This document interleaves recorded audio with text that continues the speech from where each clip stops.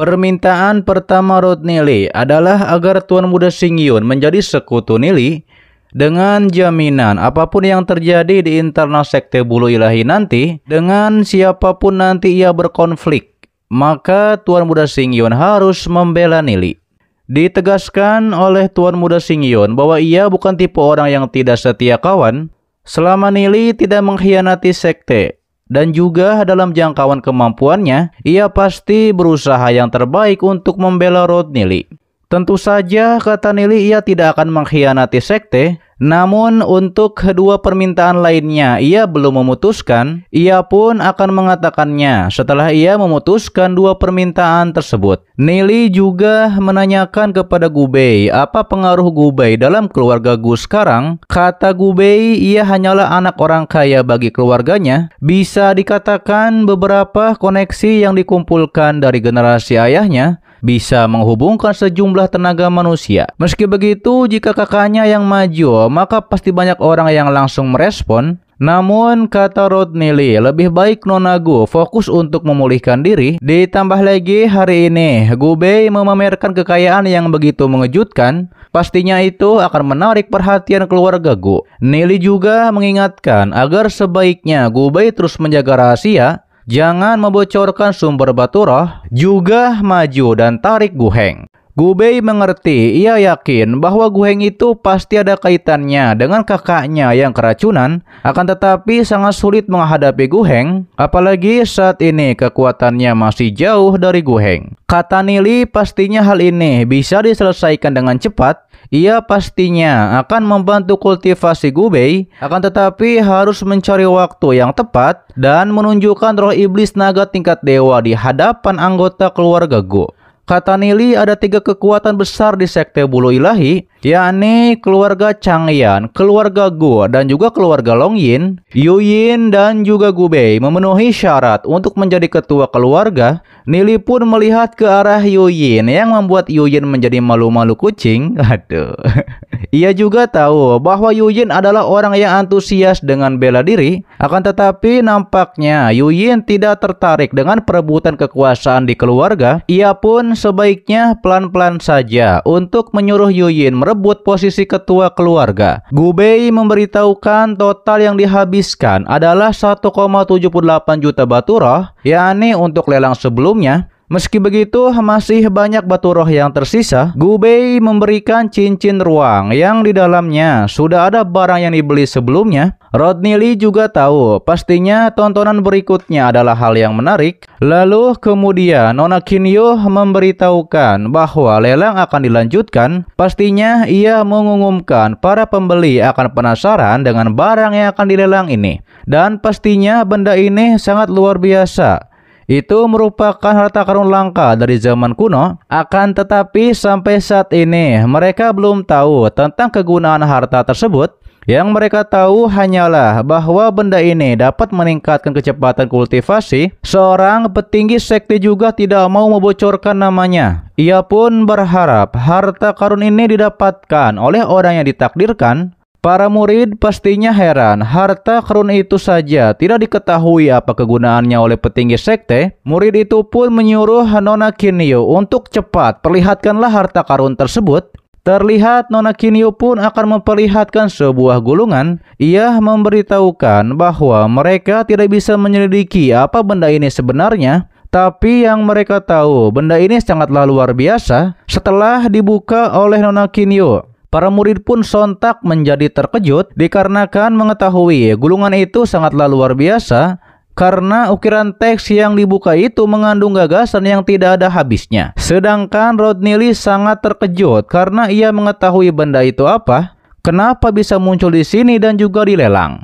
Ia tahu bahwa itu adalah peta gunung sungai Wanli berdasarkan catatan di kitab Roh Iblis Ruang dan Waktu. Ini adalah lukisan kaligrafi yang ditinggalkan oleh guru besar di zaman kuno dengan pengabdian seumur hidup. Dan setelah selesai melukis peta gunung Wanli ini, guru besar itu pun meninggoy dikarenakan kehabisan energi. Ia juga mengetahui bahwa benda ini bukan untuk membantu kultivasi, melainkan itu sama saja menyia-nyiakan pemberian langit. Jika Nili bisa menemukan semua kegunaannya, itu bahkan bisa menjadi modal untuk melawan Kaisar Suci. Rod Nili pun bertekad ia tidak akan membiarkan gulungan ini jatuh kepada orang lain. Nili menyuruh Gu Bei untuk mendapatkan lukisan ini dengan apapun caranya, menawar saja, nanti ia yang akan membayarnya. Gu Bei pastinya menjamin karena bukankah uang itu memang harus digunakan. Sedangkan Nona Qin mengetahui bahwa para murid pastinya mengetahui dan juga bisa merasakan keistimewaan dari benda ini.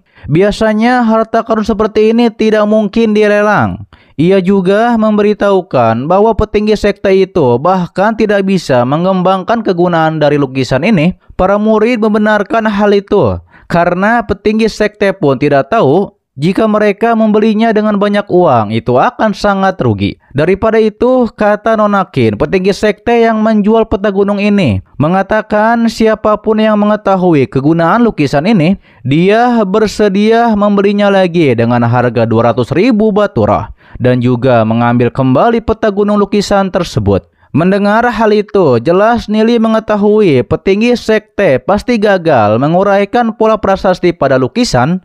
Dengan begitu, tidak akan mungkin bisa menguasai kegunaan peta gunung sungai, dikarenakan orang yang bisa membuka peta gunung sungai Wanli itu hanyalah dirinya. Waduh, Rod Nili di bos senggol dong, wadaw.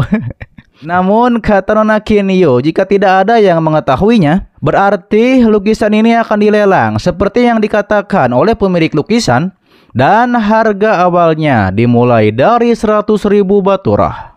Mendengar 100.000 baturah, para murid menjadi terkejut.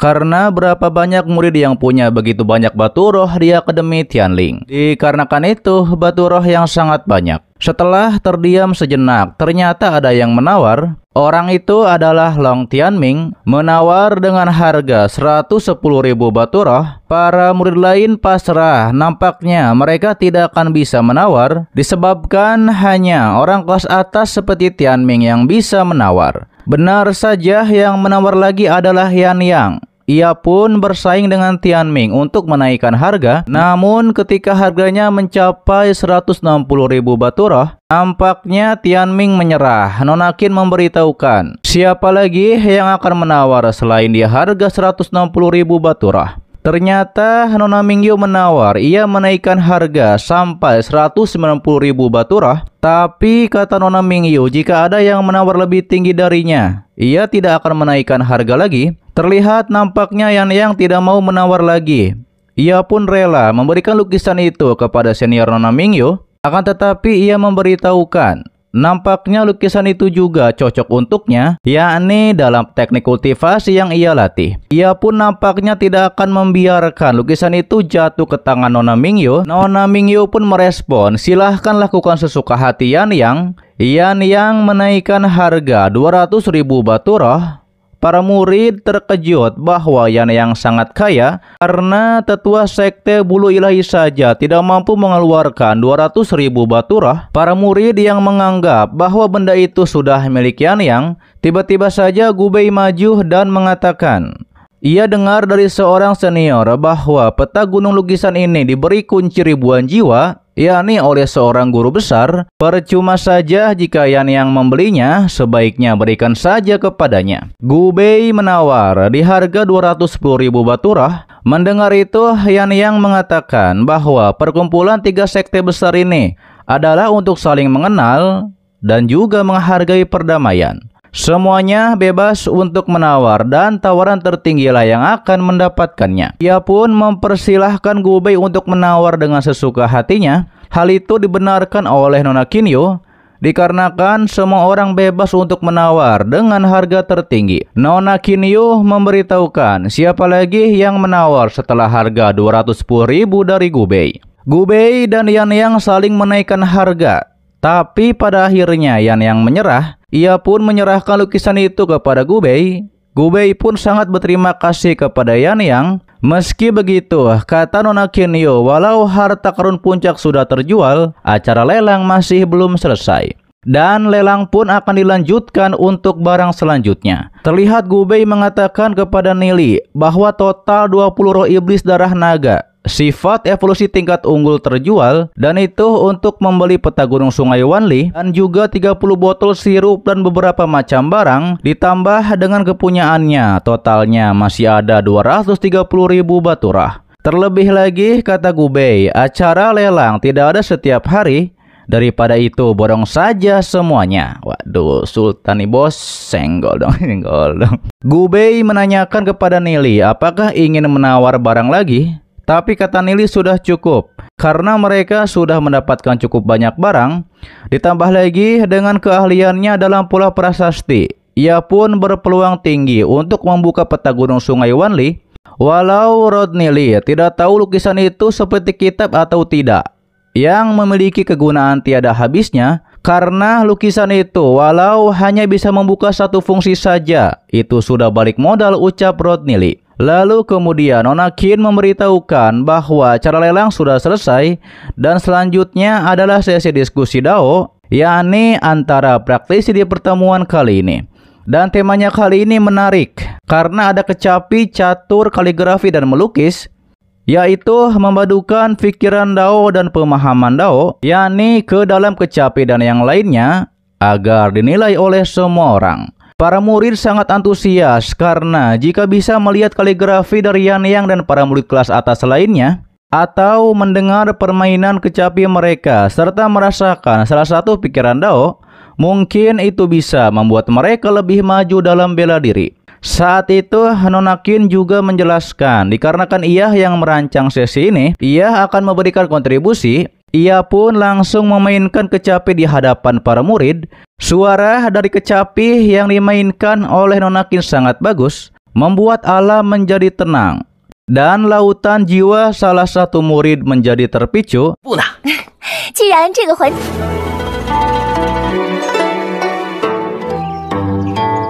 Tuan Muda Yesuan juga memuji bahwa permainan musik ini sungguh merdu, sungguh membuat orang merasa santai dan bahagia, dikarenakan pikiran Dao yang terkandung di dalamnya, bahkan lebih berkesan dan bertahan lama. Namun Rod Nili tidak berpikiran seperti itu, dikarenakan permainan kecapi dari Nona Qinyo masih lebih buruk dari gurunya. Saat itu Tuan Muda Yesuan memberitahukan, dikarenakan Nona Qinyo sudah menampilkan permainan kecapi, maka ia juga akan menampilkan kekurangannya. Yesuan nampaknya akan melukiskan kaligrafi.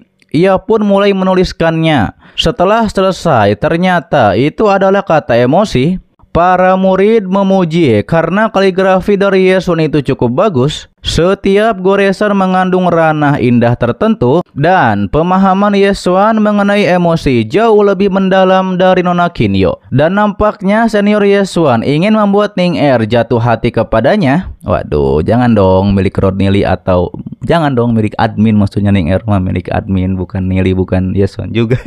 Nili juga menegur, nampaknya itu benar. Senior Yesuan menyukai Ning Er. Daripada itu, Rod Nili pun tidak akan kalah. Ia pun akan menggambar kaligrafi juga. Dan auranya pun tidak boleh lemah dari Yesuan. Waduh, Rod Nili di bos saingan sama admin mendapatkan Ning Er.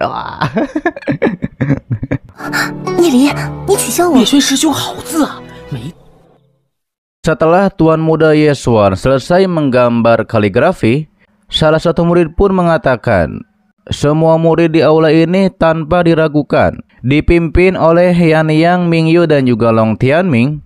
Mereka pun menyuruh para senior untuk maju dan perlihatkanlah pemahaman kalian terhadap Dao. Pastinya itu sangatlah luar biasa. Namun ketika itu Tianming mengatakan bahwa ia paling lemah di antara Yan Yang dan juga Mingyu. Daripada itu ialah yang akan maju duluan. Barulah nanti disusul oleh Yan Yang dan juga Nona Mingyu. Sedangkan Nili mengetahui bahwa ini adalah trik dari Tianming. Tianming maju lebih dulu agar ia menjadi tidak terkalahkan. Baru setelah itu Yan Yang dan juga Nona Mingyu.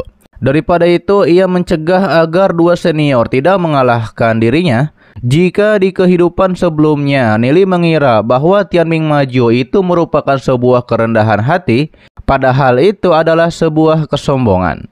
Terlihat Tianming menjelaskan bahwa sebelumnya Nona Qinyu dan Tuan Muda Yesuan menunjukkan bakatnya, ia pun akan melukis saja dikarenakan ia juga tidak bisa bermain catur sendirian. Dengan laganya yang so hebat, Tianming melukis dengan kecepatannya dan menatap ke arah Nona Qinyu seolah ia adalah yang terbaik.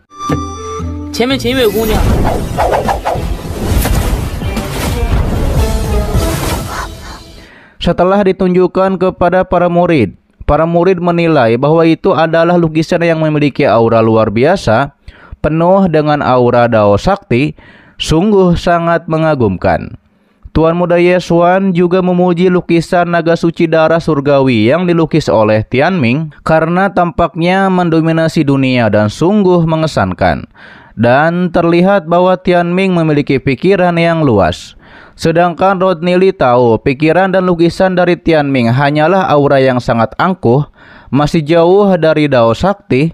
Lukisan ini juga tidak ada kaitannya dengan pikiran yang luas, malah terlihat ambisi liar yang sangat besar.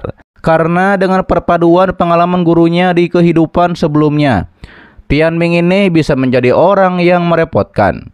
Di sisi lain, Tianming menjelaskan karena kecapi, kaligrafi dan lukisan sudah ditampilkan, apakah ada yang bersedia menampilkan bakat caturnya kepada semua murid. Direspon oleh Nona Mingyu, ia juga jarang bermain catur dan juga tidak mahir dalam permainan catur. Daripada itu, ia pun hanya akan menampilkan permainan kecapi saja. Sedangkan Tianming bergumam, ia mengetahui bahwa Nona Mingyu sudah mundur dikarenakan hanya akan bermain kecapi saja, sedangkan ia tidak mau menantang Yan Yang dikarenakan Yan Yang itu sangat hebat. Permainan kecapi dari Nona Mingyu pun dimainkan. Terlihat alunan melodi kecapi itu cukup merdu, yang membuat aura kecapi berubah menjadi seorang wanita yang sedang menari.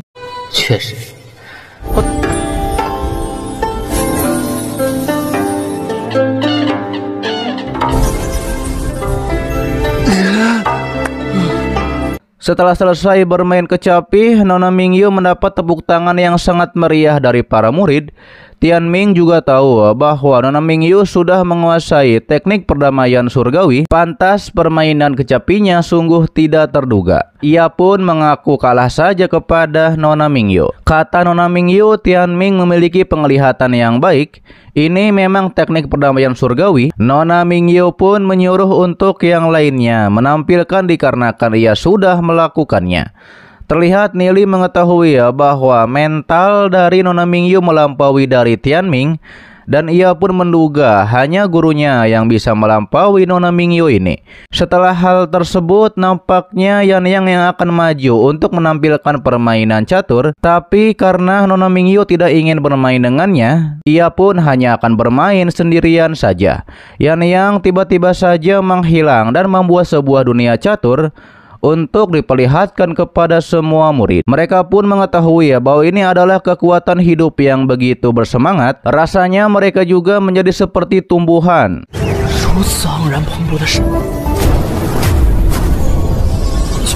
Ditambah lagi kata Yan Yang, karena tidak ada lawan main, ia hanya akan memainkan satu bidak. Sedangkan Nili mengetahui bahwa tidak disangka Yan Yang muda sudah mencapai tingkat ini, yakni dalam pemahaman Dao, dan inilah Dao Sakti yang sesungguhnya. Dan pantas saja Yan Yang bisa memimpin sekte Hausen membuka era sejahtera. Kemudian Nona Qinyu mengatakan dan berterima kasih kepada ketiga senior yang sudah memperluas wawasan mereka dan membuat mereka punya pemahaman baru terhadap pikiran Dao.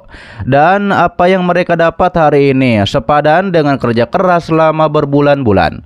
Nona pun menawarkan kepada para murid dari 3 sekte besar untuk maju dan menampilkan keahliannya. Nampaknya Rodney Lee yang akan maju untuk tampil, tapi Piao mengatakan karena 3 orang itu sudah maju, jika ada yang maju lagi, apakah itu tidak dinilai seperti so hebat? Padahal memang Rodney Lee itu sangat hebat dan jenius dan punya banyak cewek. Enggak. Salah satu murid pun berbicara, Nili ingin mempermalukan diri sendiri dengan naik ke atas panggung. Hal itu juga ditertawakan oleh Murong Yu. Ditambah lagi Tuan Muda Yesuan juga bergumam, Sekalipun ingin bertanding dengannya, juga tidak seharusnya naik sekarang. Ia pun bertanya-tanya mengapa Ning Er bisa menyukai orang bodoh seperti Nili. Waduh, meremehkan Rod Nili. Kasih paham nih Rod, mantap. Sedangkan Piau sangat yakin bahwa Nili pastinya punya hal baru untuk dipamerkan. Sebelum naik ke panggung, Nili juga membisikkan sesuatu kepada Gubei. Nanti Gubei harus melihatnya dengan baik. Perhatikan dengan segenap hati. Rasakan konsepsi di dalamnya. Karena ini akan sangat membantu Gubei dalam kultivasinya. Yuyin yang mendengar itu bisa membantu kultivasi. Ia pun bertanya-tanya mengapa hanya Gubei. Terlihat Murongyu meremehkan Nili. Dari tampang Nili itu masih berlaga dewasa. Sementara Nona Kinyu mengatakan bahwa Nili sepertinya masih sedikit muda. Meski begitu, karena Nili bersedia naik untuk mempertunjukkan sesuatu, keberanian dari Rod Nili patut untuk dipuji. Dikatakan oleh Rod Nili, sebelumnya ada orang yang menuliskan satu kata cinta. Ia mengakui ia tidak berbakat. Ia juga tidak akan menuliskan satu kata. Tuan Muda Yesuan tahu ternyata memang benar Nili ingin melawannya untuk mendapatkan perhatian dari Ning Er. Karena jika ingin melawannya, seharusnya Nili melakukannya sebelum Yan Yang dan dua orang yang lainnya. Nili menjelaskan bahwa kata yang ia tulis ini ia berikan untuk orang yang berjodoh. Para murid pun meremehkan dengan mengatakan entah orang berjodoh mana yang perlu bimbingan dari Nili. Waduh, meremehkan lagi. Wah, harus kasih paham nih. Hingga akhirnya Nili mulai menuliskan untuk orang yang berjodoh tersebut. Para murid membicarakan, sepertinya Nili itu belum sampai ke ranah Heavenly Fate. Para murid pun menyuruh jangan berisik karena rasakan saja auranya dengan cermat. Mungkin dalam pemahaman Dao, Nili punya kelebihan khusus. Namun para murid yang memantau, mereka tidak merasakan pikiran Dao. Nona Kinyu juga menegur Nili dan mengingatkan yang kita pertandingkan ini adalah segmen pikiran Dao, bukan hanya sekedar menampilkan kaligrafi. Kemudian Nili pun sudah selesai. Ia pun mempersilahkan Nona Kinyu untuk memperlihatkannya kepada semua murid. Tulisan Nili bermakna pedang. Nona Kinyu menjadi heran apa yang bisa ditunjukkan dari ini. Ia juga bingung apakah ini semacam kaligrafi. Para murid meremehkan bahwa Nili itu hanya sekedar menulis saja. Murongyu juga menertawakan dengan sangat keras. Bahkan menyebut bahwa otak Nili sudah rusak. Waduh, Murongyu belum dikasih paham nih, waduh. Nona Kinyu juga bergumam sekalipun menuliskan tulisan Nili dengan sangat bagus. Jika tidak ada pikiran Dao di dalamnya, bagaimana orang akan menilainya? Tianming juga bergumam, Nili orang baru pertama di tahun ini. Ia masih mengira orang berbakat seperti apa. Tidak ia sangka ternyata hanya orang bodoh seperti ini. Dan ini sungguh memalukan sekte bulu ilahi. Waduh, Long Tianming belum dihajar sama Rod Nili nih. Tuan Muda Yesuan juga menegur nampaknya Nili sudah salah paham. Ia mengakui bahwa kaligrafinya tidak sebanding dengan Nili. Namun apa gunanya dengan kaligrafi yang bagus? Murongyu juga merespon. Bahkan senior Yesuan juga merendahkan diri karena tidak ingin mempermalukan Nili. Jika begitu, kaligrafi Nili ini telah mendapat ranah yang lebih tinggi. Yuyin juga bergumam bahwa tulisan pedang dari Nili ini tetap terlihat sederhana mau dilihat dari manapun. Ia pun penasaran apakah di dalamnya sungguh tidak ada pikiran Dao. Ia juga kepo sebenarnya Nili menyuruh Gubei untuk melihat apa. Diperlihatkanlah sebelumnya ketika Nili menuliskan tulisan pedang tersebut. Gubei mengamati dengan seksama. Ia pun sangat merasakan pemahaman pedang yang ditulis oleh Nili itu. Jelas berbagai pedang pun terlihat di hadapan Gubei.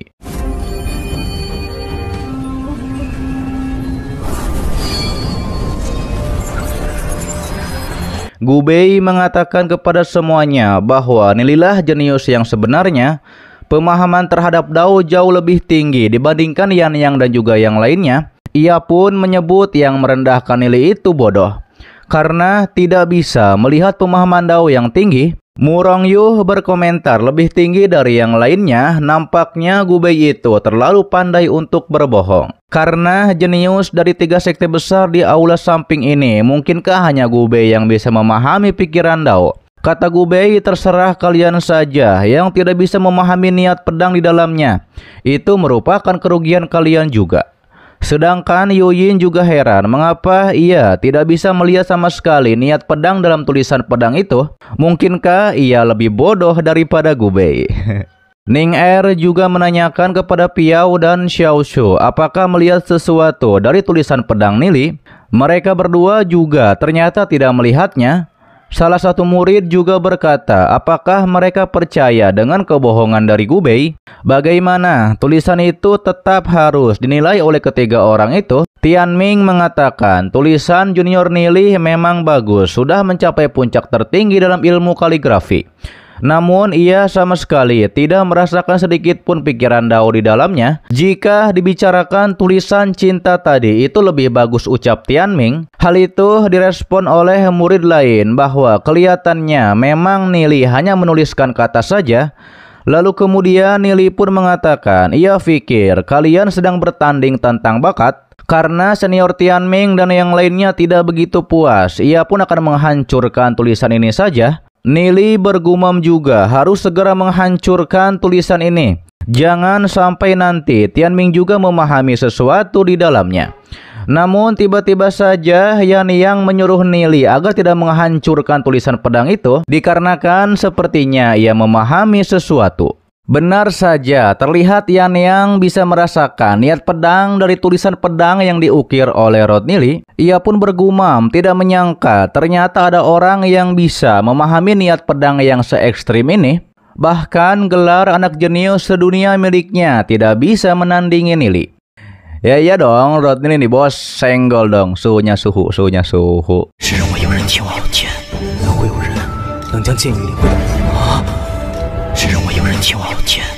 Ditambah lagi ternyata masih ada yang lebih hebat di dunia ini daripada dirinya. Nona Mingyu juga berkata bahwa dari huruf ini ia samar-samar bisa merasakan niat pedang yang sangat dalam. Sedangkan Nili yang melihat Yan Yang terkejut, ia pun menyadari tampaknya Yan Yang itu sudah tenggelam dalam niat pedangnya.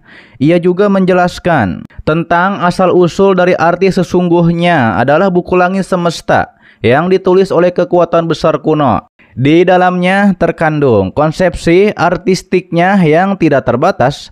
Hanya sebuah kata pedang saja itu bisa membuat Yan Yang memahami selama beberapa hari dan malam. Selain itu juga ia tidak ingin Long Tianming menyadari apapun. Hingga akhirnya Nili pun mengambil tulisan pedangnya dan meminta maaf dikarenakan ia akan merobek tulisan tersebut. Nili juga berkata arti sebenarnya dari tulisan ini juga bisa dituliskan tanpa pikiran Dao. Namun itu juga harta tulisan kaligrafi hari ini saja. Berbagi dengan kalian, jika bisa memahami sesuatu bisa dianggap berjodoh. Tapi kata Nili, sampai sini saja. Mendengar hal tersebut, Yan Yang menjadi kecewa.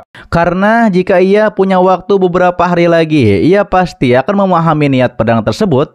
Yan Yang berterima kasih atas pengajaran dari Rod Nili. Aduh, suhu nih bos. Ia pun justru ingin membeli tulisan dari Nili. Ia pun menanyakan apakah Nili bersedia melepas tulisan tersebut. Ia bersedia mengeluarkan 100.000 batu roh. Mendengar 100.000 batu roh, pastinya Nili mengetahui itu adalah batu roh yang tidak sedikit. Bahkan Yan Yang menawar lagi, jika itu kurang cukup, ia akan membayar 150.000 batu roh. Meskipun semua batu roh ini masih jauh tidak bernilai, kata Yan Yang. Ia pun tetap berharap bahwa Nili bisa mempertimbangkannya untuk menjual tulisan tersebut. Direspon oleh Long Tianming, jika Nili memang tidak mau menjual barang itu, maka Yan Yang sebaiknya jangan memaksa. Kata Nili, dua senior terlalu berlebihan. Sebuah tulisan saja tidak perlu memakai pikiran Dao. Karena sehari saja Nili bisa menuliskan belasan lembar. Dan jika para senior membutuhkannya, ia akan memberikan mereka masing-masing satu. Mendengar hal itu, Tianming bergumam, apakah bocah ini tidak beres? Padahal Tianming yang tidak beres. Atau sedang berpura-pura bodoh, padahal Tianming yang bodoh. Dikatakan oleh Yan Yang, tidak peduli berapa lembar yang bisa ditulis oleh Nili, Yang jelas, ia tetap bersedia memberinya dengan 150.000 batu roh. Disebabkan pria sejati bertransaksi harus memiliki ketulusan. Bagaimana bisa ia menerima tulisan berharga ini secara gratis? Mendengar hal tersebut, Nili mengetahui ia memang ingin mencari kesempatan untuk berteman dengan Yan Yang. Kata Nili begini saja, karena senior Yan Yang bersedia memakai batu roh sebanyak itu. Kalau begitu, ia akan memberikan satu tulisan lagi. Hingga akhirnya Nili pun menuliskan tulisan pedang lagi untuk senior Yan Yang. Ia pun menitipkannya kepada Nona Kinyo agar tolong serahkan ini kepada senior Yan Yang. 师兄，那我就再送阴阳师兄。 Namun justru ketika Yan Yang membukanya, itu bukan tulisan pedang, melainkan tulisan bela diri. Hal itu membuat Yan Yang terkejut. Ia pun berterima kasih kepada Nili. Jika dibandingkan dengan kata yang diberikan junior Nili, semua hal tentang dunia fana sudah terlalu ringan. Ia juga memberikan cincin penyimpanannya agar Nona Kinyo menyerahkannya kepada Nili. Dan mulai sekarang Nili sudah menjadi temannya. Nili juga sangat bangga bisa berteman dengan senior Yan Yang. Melihat itu, Tianming menjadi heran. Bukan hanya membiarkan Yan Yang mendapatkan tulisannya, tetapi juga dua tulisan kata. Nona Mingyo juga berkomentar, apakah Nili juga bisa memberikan satu tulisan untuknya. Dan ia juga bersedia membayar 150.000 batu roh. Nili pastinya akan memberi, dikarenakan ia tidak pilih kasih. Ia akan menuliskan dua kata untuk senior Mingyo dengan tulisan sakti dari Rod Nili. Ia pun memulai menuliskan yang ternyata tulisan itu bermakna terang. 荣幸之至，荣幸之至。 Setelah selesai, Nili menitipkannya kepada Nona Kinyo dan menyerahkannya kepada Nona Mingyo. Nona Mingyo berkata, sepertinya Nili punya perasaan khusus kepada Ning Er. Aduh, khusus apa tuh? Khusus bingkisan. Dan sekarang ia juga akan lebih membantu Ning Er. Nili berterima kasih akan hal tersebut. Mendengar perasaan khusus tersebut, Ning Er menjadi malu-malu. Aduh, malu-malu meong, malu-malu meong. Nona Kinyo juga memberikan cincin penyimpanan yang berjumlah 150.000 batu roh kepada Nili. Rod Nili senang dengan hal itu. Ia bisa menjalin pertemanan dengan Yan Yang dan Nona Mingyo, yaitu hanya dengan tulisan saja. Ditambah lagi, ia juga mendapatkan 300 batu roh. Setelah kembali ke bangku, Nili dipuji oleh Gubei. Saat itu, Tianming juga merasa heran kembali. Entah bagaimana bakat lain dari Nili ini.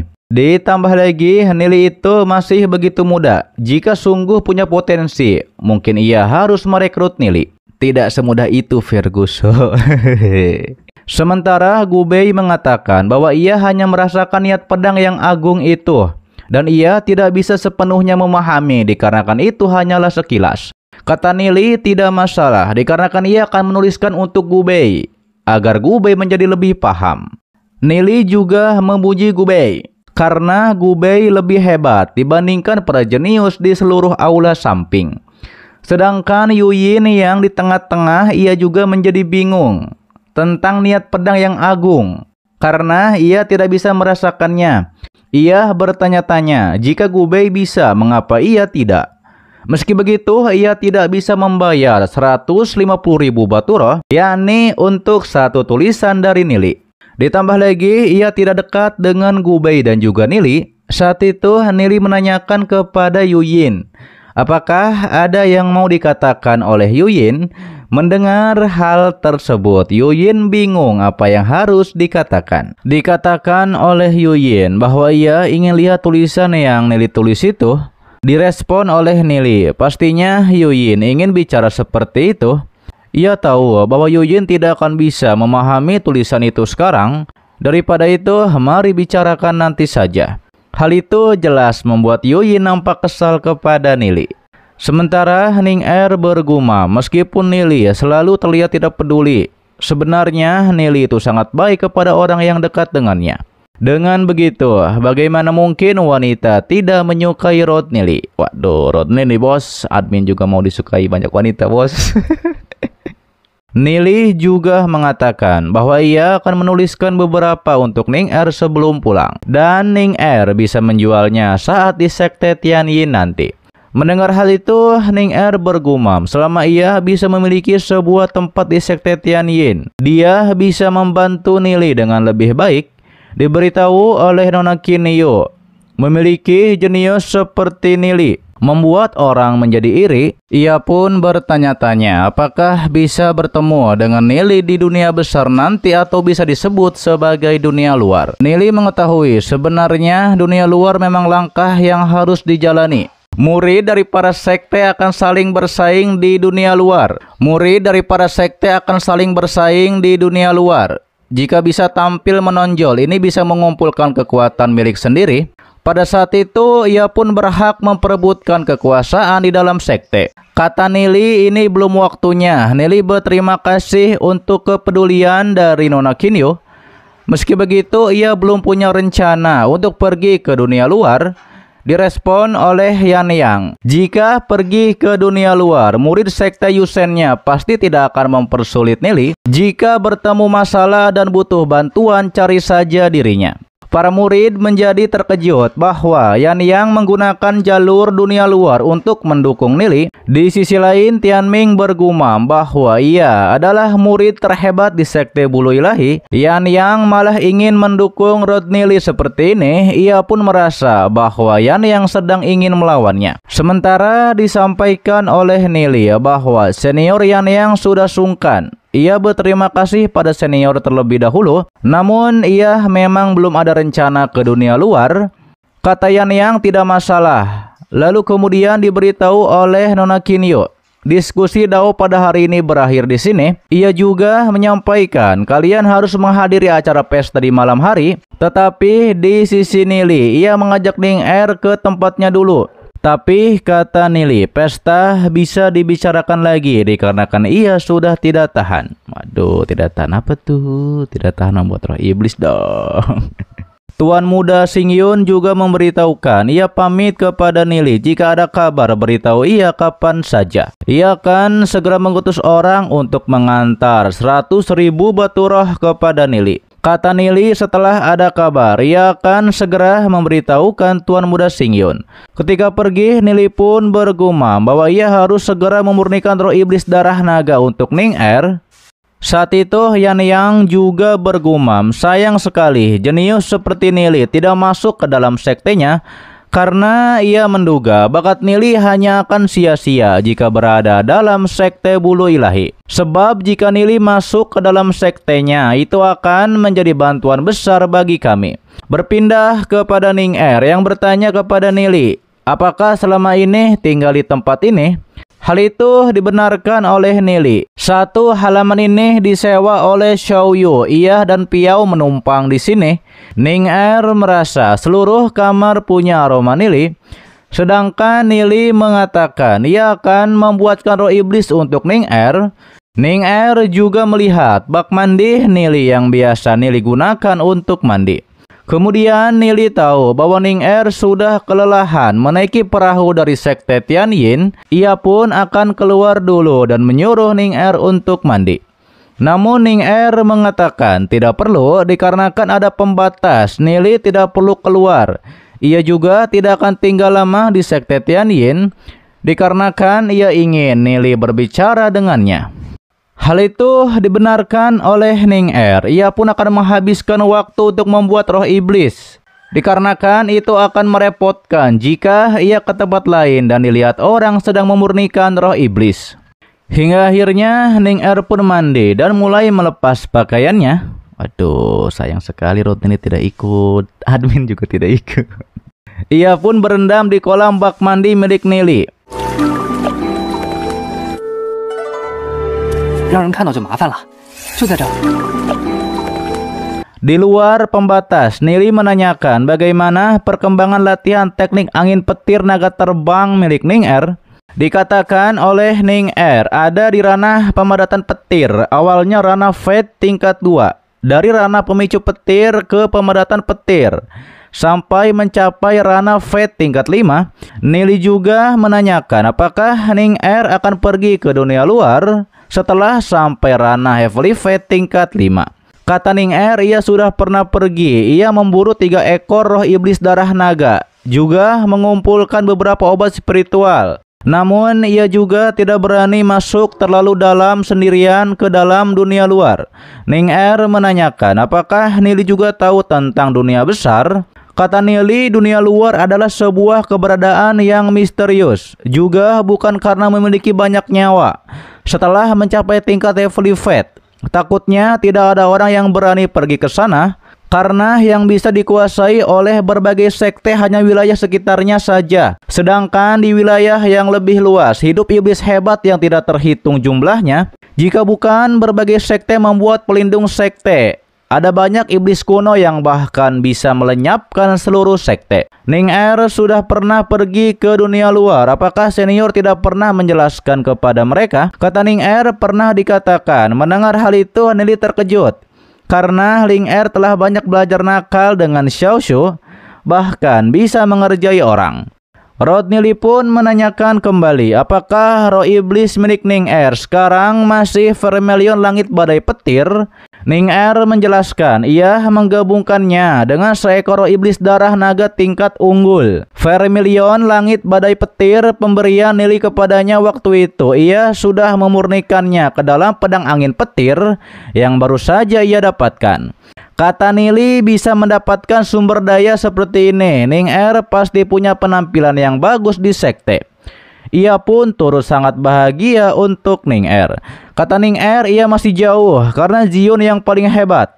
Selain itu, karena kecocokan darah Zion. Zion sudah memasuki sebuah alam rahasia di sekte Tianyin untuk berkultivasi. Kultivasinya lebih kuat beberapa kali lipat dibandingkan dirinya. Hingga akhirnya terlihat Nili berhasil memurnikan roh iblis. Ini adalah burung ilahi petir merah. Elemen petir sudah pernah bermutasi.